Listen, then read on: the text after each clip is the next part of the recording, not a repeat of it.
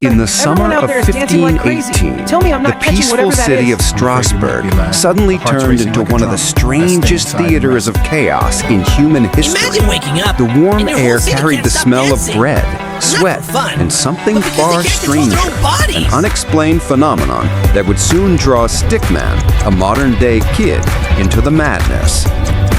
It all began when a woman named Frau Trophäa walked into the street and started dancing. No music, no festival, no celebration. Her movements were frantic, wild, and uncoordinated. Stickman, who had just arrived through a time portal, stared wide-eyed. Just follow me. Brawl, Ready? is this an 3, 2, ancient 1, TikTok go. dance? Like this? What made it even stranger was the duration. Frau Trophäa danced not for minutes, but for hours. Her feet bled, her legs shook, yet she kept moving like a puppet controlled by invisible strings. Stickman couldn't believe what he was seeing. The next day, more dancers appeared. One dancer became 5. 5 became 20. Stickman gulped. Okay, this is not a flash mob. This is full-on zombie dance mode. Within days, hundreds of citizens were dancing uncontrollably.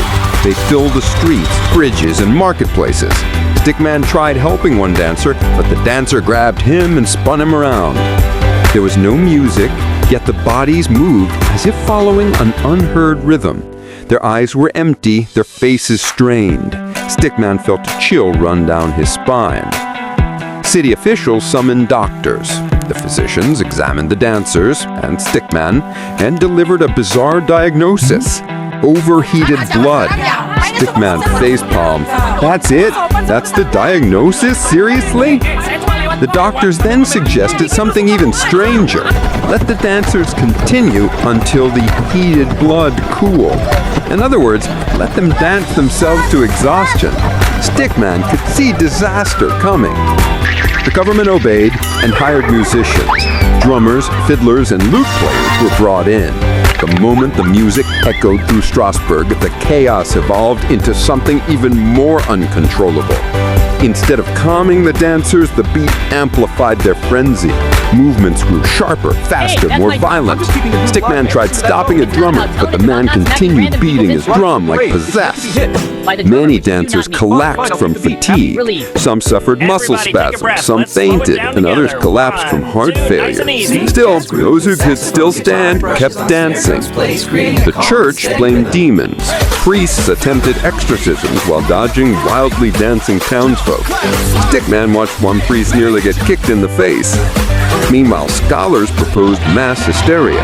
They believed collective fear, stress, and poverty triggered a collective psychological chain reaction.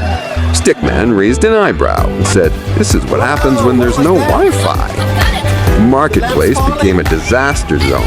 Fruit stalls toppled, coins scattered, chickens ran wild, and dancers spun like tops.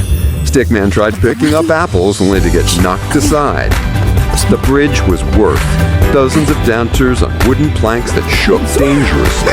Stickman grabbed onto a post yelling, "This is not a dance party, this is survival mode." Feet bled, ankles twisted, yet the dancing continued. Some cried uncontrollably, others laughed like maniacs. Stickman felt like trapped inside a nightmare. Some dancers clutched their chests mid-dance. Heart attacks became common. Stickman panicked, desperately tried to help, but nothing could stop the movement. Eventually, the government banned all music. Drummers were chased out, musicians were dismissed, and Stickman was ordered to deliver the message across the city. He ran like a medieval delivery boy. When the music finally stopped, silence washed over Strasbourg. Gradually, the dancers slowed. The movements weakened as if invisible strings were finally loosening. Within days, most dancers collapsed from sheer exhaustion. Citizens began tending to them with food and water. Stickman assisted, though fear still lingered in his eyes. Although the plague subsided, the mystery remained. Was it poisoned bread? Hallucinogenic mungeth? Stress-induced hysteria? Something supernatural? Stickman pondered everything as he walked across the now quiet street. As a kid from the modern world, he had his own theory. This was basically a dance challenge, but a nightmare difficulty.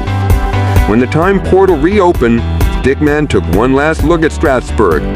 Moral lesson? If life gets hard, don't join random dance challenges. He stepped into the porta and disappeared, leaving behind a mystery that still puzzles historians today.